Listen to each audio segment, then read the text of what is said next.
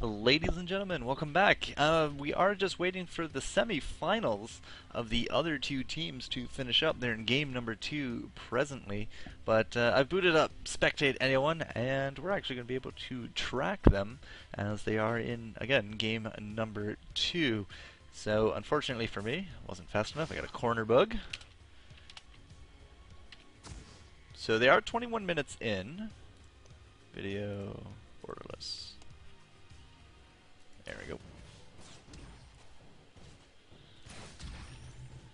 So yeah, this is game number 2 of the other semi-finals. I'm not entirely too sure who's actually ahead and who's not, but let's take a quick look around the place. 14-9 is the score. The goal difference, however, very close, only about 1,000 off. In terms of everything, does look like the top turret on red team is down, middle turret on blue is down, and those are the only ones. Wow, look at that Maokai coming out from the bush, lands some good damage on top of Leona, but the return is just amazing. Look at that, 3 ultimates going down. The Leona ultimate, the Ezreal, Leona, Rumble, that's what I want to say. And now looking at our poor Skarner, it does look like he's going to be dropping. Or sorry, our poor Karthus. Yeah, that was a very sloppy engage right there in the bush, but Karthus going down as the revenge, 15-9. Not a good idea to try to start the Dragon right here, Team Blue, but because they did just lose out their Karthus. But it might not matter too much. Here goes the ward. Anivia going in, going to be trying to steal it. Blue team actually does get it. However, Leona is going to be going in there, but it's not going to be enough. Out goes the exhaust, but Proxy comes in here, is able to land the revenge kill. It does look like a lot of trading going off. Leona down, but we have now lost Graves as well as Soraka. Hey. And a little bit of a wonky trade right there. It does look like top tower was taken down by Lee Sin. So, wow, just jumping right into the action. Let's take a quick look. 6-3-2 Graves, who's presently dead, does have that Infinity Edge before 25 minutes, also has that Zeal, so he's doing alright, well on his way to getting that Phantom Dancer at 6-3-2. 159 creeps, not the most in the game. 188 goes to our Anivia, who does have, wow, an Athene's. She picks up an Athene's on Holy Grail to go with her Rod of Ages. So a little bit of a tankier Anivia, but now she really wants to make sure that she has enough mana regeneration to pop off all her combinations. Anivia is a very mana-hungry champion. In terms of that, she is 6-0-3. Our support on Team Red are Soraka 0-5. Not exactly the best of scores. 23 minutes in, still only has the Tier 1 boots. Not the best of scores. Now, on the flip side, Blue does look like our top Rumble. 2-2-2, 172 creep kills. Doesn't have a Will of the Ancients, but looks like he may be going for a Rylai's. Rylai's first. He has the Tier 2 boots and the xPChaos as well as a Haunting Guise, and that's a little bit of extra health and mana penetration. Oh, look at that shield going off. An excellent stun would have landed right there on top of our Karthus had he not flashed, but he's going to be able to clean up this creep wave. No problem. Our support 165 on Leona. And that leaves us with an Ezreal and a Skarner. Skarner not looking so good. 2-2-2, 100 creeps. Does have double gold per 10, as well as the first item, Banshee's Veil. Interesting choice. We do have the 4-1 Pulsefire Ezreal because Pulsefire makes everything better. He did go for that Infinity Edge first, like a good AD carry, and he does have that Sheen next, so it looks like a Triforce going to be on his agenda. That leaves us with our mid Karthus at 2-5-3. Rod of Ages on him as well, looking like he wants to pick up a Zhonya's, just doesn't have enough cash for it quite yet. And that is the Summoner recap. 1 turret to 2, multiple dragons down. The gold very close, within 1,000 gold between the two teams. So a very close game going on. Again, this is game number 2. I have no idea who won game number 1. Admins don't seem to have too much in the way to say here in Skype as well. But I'm the 4-Core Jester, and we're going to be finishing up these games and going on to the finals. Professor Quackers. That's just a funny name.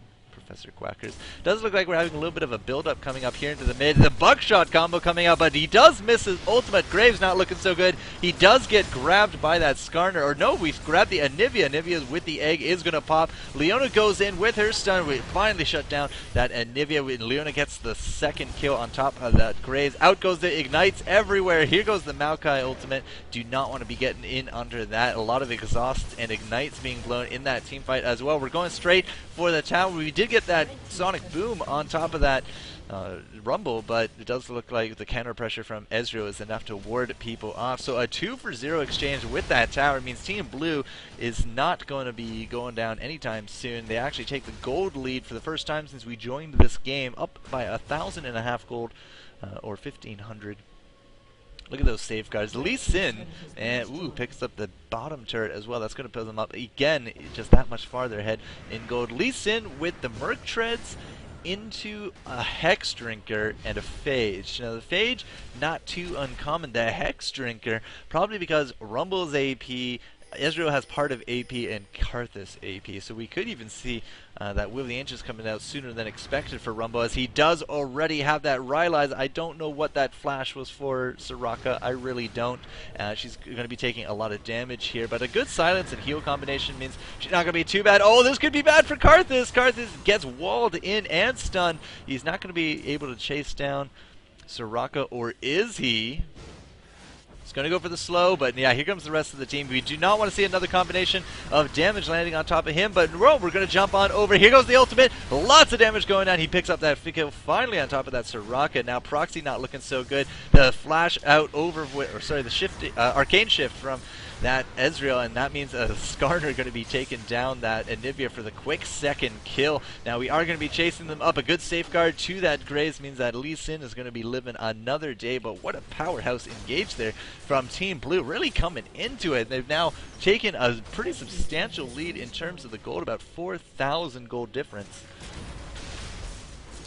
And now we're going to just keep pushing up and up. Why not? We got two heroes down. That's Soraka solidifying her space at 067. Most deaths on the team, least kills, but she is the support after all, guys. Turret does go down. We are going to be able to pick up an inhibitor, which means we made a very good capitalization upon these pushes and these kills. And Team Blue, again, coming out pretty strong ever since we joined up. I mean, they were behind when we joined, and now they're up 4,000 gold. Pretty good stuff overall. Only thing that could have made that better would be a dragon, but they had already killed it. The blue buff. Who has the blue buff these days? It's not going to be Anivia, because she just died. So let's check out Karthus. Karthus, nope. Rumble, nope. It does look like nobody has blue buff. So whoever had it died, and then whoever had that died. It seems. Now there's no movement at all towards this Baron 28 minutes in, but that's okay, they don't need it yet.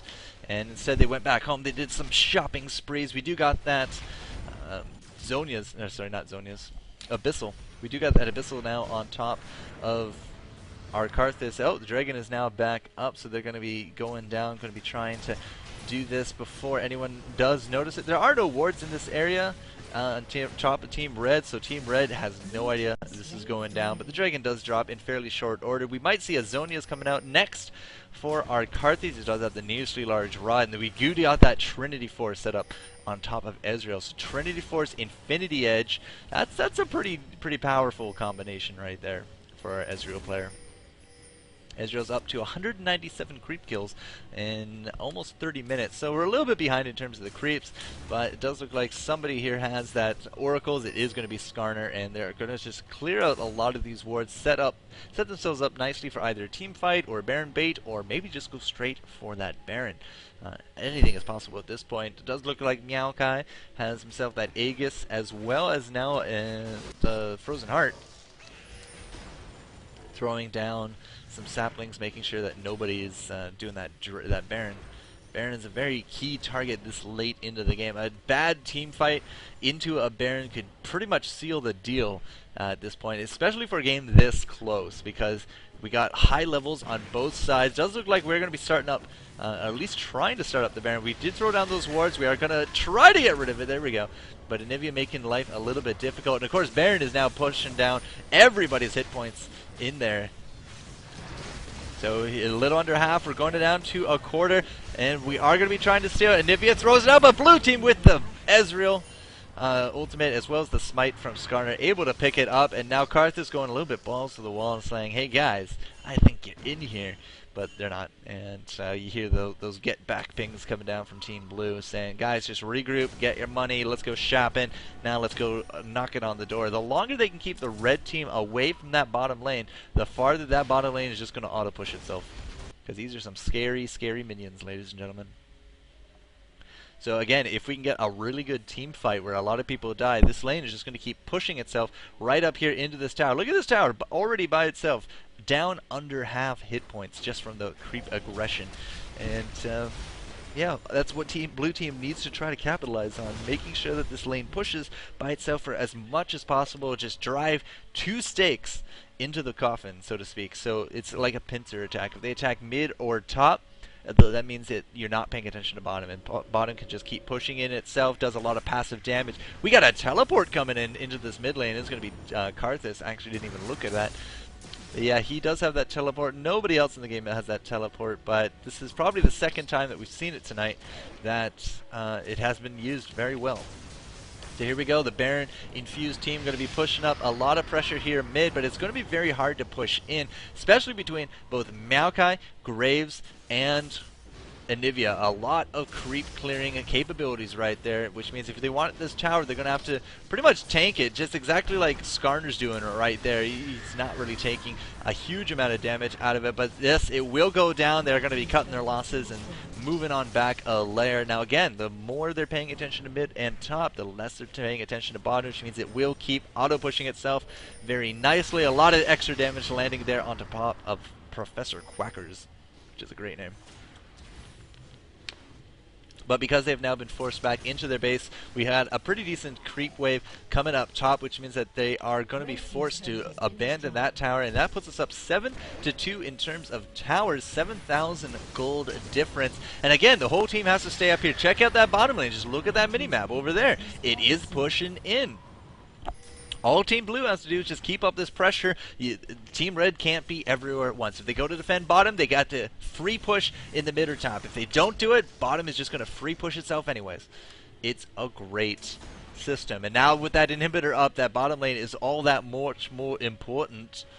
I don't know why I went into an accent right there, but yeah, these creeps, you know, a lot of passive damage going down here. It's going to set the stage very nicely. These creeps do a lot of damage in the right circumstances. Here comes the Skarner ultimate. Nivea throwing down hers as well as Maokai, but it does look like we are going to be trading off kills. Karthus picks up Maokai. Lee Sin is able to take down Leona, but Rumble able to pick up the revenge kill right there. A lot of harass and a red buff going down on top of Nivea. Out comes the ultimate. No, it's just not enough to get that kill, but it did force them back. They are now stuck in the tower. They're able to pick up that inhibitor, and now because they've only lost Leona and they do have a Baron buff, they're able to pick up a free second inhibitor, possibly even the top.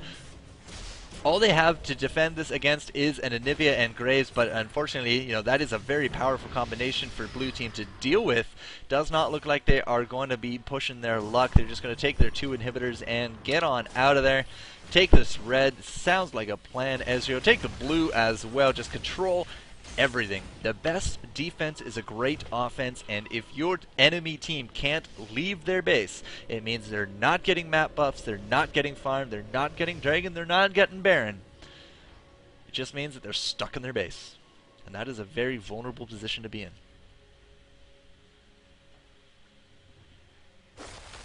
in. Now taking a quick look at what the shopping sprees have yielded, we did get that xPChaos finished up here for our Rumble. Rumble now with that Will of the Ancients. Maybe a Zonia's why do I keep going to that? Maybe an Abyssal coming out for him as well, but let's check out Leona. Leona with the Aegis as well as the Shurilius, and a lot of tankiness coming out from her. That's exactly what you want to see. Ezreal here does have a pickaxe. Oh, a Last Whisper coming out for him. And he did pick up himself a little bit of magic resist as well. Just wanted to be that much tankier. Now we're looking at Skarner. Skarner He's pretty tanky at this point. He did have that Banshees. Now he also has that Sunfire as well as the Shurelias as well. So positioning for them is not a problem. And Karthus did not get that zone as he went for that Rabadons, but still 500